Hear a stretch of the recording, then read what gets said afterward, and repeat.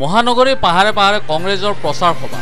নুনমাটি ভূপেন্দ্ৰনগৰত কংগ্ৰেছ প্ৰাৰ্থী মীৰা বৰঠাকুৰৰ প্ৰচাৰ সভা। পাহাৰবাসীৰ লগত মত বিনিময় প্ৰাৰ্থীগৰাকী। মীৰা বৰঠাকুৰৰ লগত প্ৰচাৰ সভাত উপস্থিত আছে ৰাইজৰ দলৰ সভাপতি অখিল গগৈ। যুৱকসকলৰ লগত খেলপথাৰত ভলীবল খেলি বিধায়ক অখিল গগৈ হিমন্ত পানী গুণ্ডা। আমি ফিল্ডত ননমা কাৰণে ভাবিছে ময়ে গুণ্ডা, ২৬ত হিমন্তক ব্ৰহ্মপুত্ৰত পেলামে। তিনি গগৈ লগ লাগি সিদ্ধান্ত লৈছো ২০২৬ত হিমন্ত চৰকাৰ ব্ৰহ্মপুত্ৰত দলিয়াই দিম।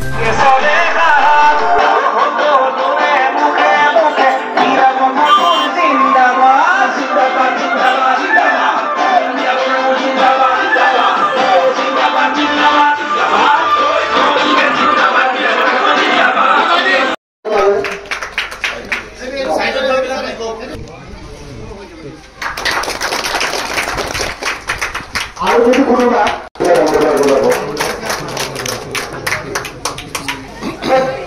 এইবোৰতো নাই নেকি?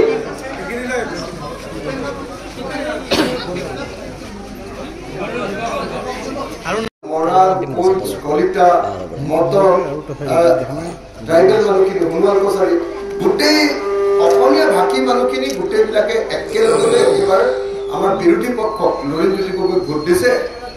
আৰু বিজেপিয়ে কেৱল হিন্দী ভাষী আৰু বঙালী ভাষী মানুহৰ ওপৰত নিৰ্ভৰ কৰিবলগীয়া হৈছে। মানে ডিব্ৰুগড়তো বিজেপিৰ হৰাটোৰ খাটাং আৰু নৰেন্দ্ৰ গগৈ জিকাটোৰ খাটাং। প্ৰতিশ্ৰুতি দিছোঁ ২৬ত আমি চৰকাৰ গঠন কৰিলে ১ বছৰৰ ভিতৰত গুৱাহাটীত সকলো খিলঞ্জীয়া পাহাৰৰ মানুহক পট্টা দিম।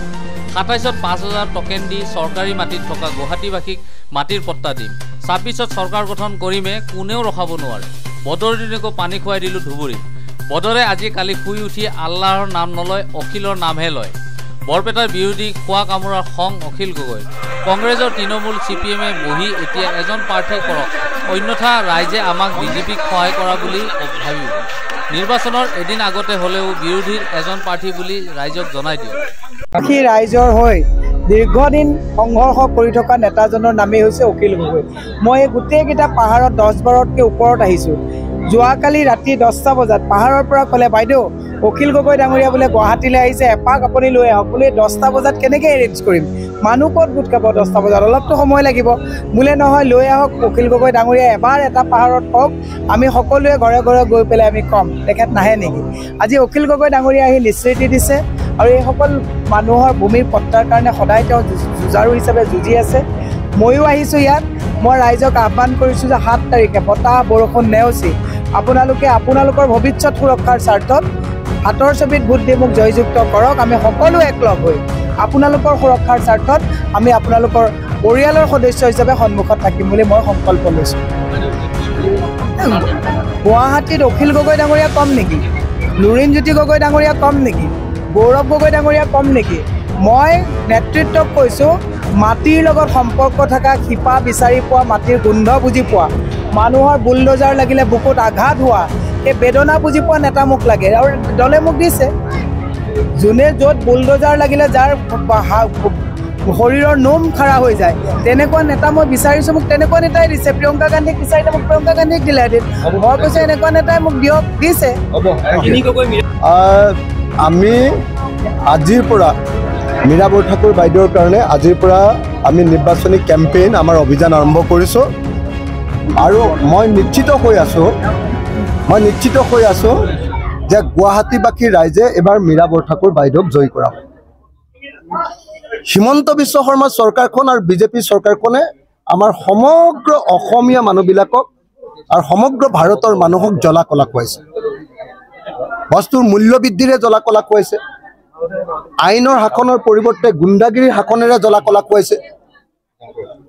পাহাৰৰ মানুহবিলাকক আকৌ জ্বলা কলা খুৱাইছে মাটিৰ প্ৰিমিয়াম। যি মাটি বিজেপি চৰকাৰে কৈছে যে আমি সকলোকে পাহাৰৰ মানুহক মাটিৰ পট্টা দিম, 2016ত কৈছিলে মাটিৰ পট্টা সকলোকে দিম। সেই বিজেপিয়ে এতিয়া পাহাৰৰ মানুহক বা চৰকাৰী ভূমিৰ মানুহক মাটিৰ পট্টা দিবৰ কাৰণে মিনিমাম প্ৰিমিয়াম কৰি দিছে ৬২,৫০,০০০ টকা। মিনিমাম প্ৰিমিয়াম কৰি দিছে ৬২,৫০,০০০ টকা। ৬২,৫০,০০০ টকা কৰি এজন খিলঞ্জীয়া অসমীয়া মানুহে পাহাৰত বসবাস কৰা মানুহে মাটি লোৱাটো সম্ভৱপৰ হয় জানো? সেইকাৰণে আমি এবাৰ প্ৰতিশ্ৰুতি দিছোঁ ৰাইজক যে ইতিমধ্যে আমাৰ যি লোকসভা নিৰ্বাচন উজনি অসমত ইতিমধ্যে আমি বিজেপিক চাফা কৰি থৈ আহিছোঁ। যোৰহাটত আমি ইতিমধ্যে গৌৰৱ গগৈক জিকাইছোঁ, ডিব্ৰুগড়ত লুৰিণজ্যোতি গগৈক জিকাইছোঁ, নগাঁৱত প্ৰদ্যুৎ বৰদলৈক জিকাইছোঁ। উজনি অসমত বিজেপিক চাফা কৰি থৈ আহিছোঁ আৰু 2026 চনত আমি অসমত বিজেপি চৰকাৰক চাফা কৰি ব্ৰহ্মপুত্ৰত উঠুৱাই দিম।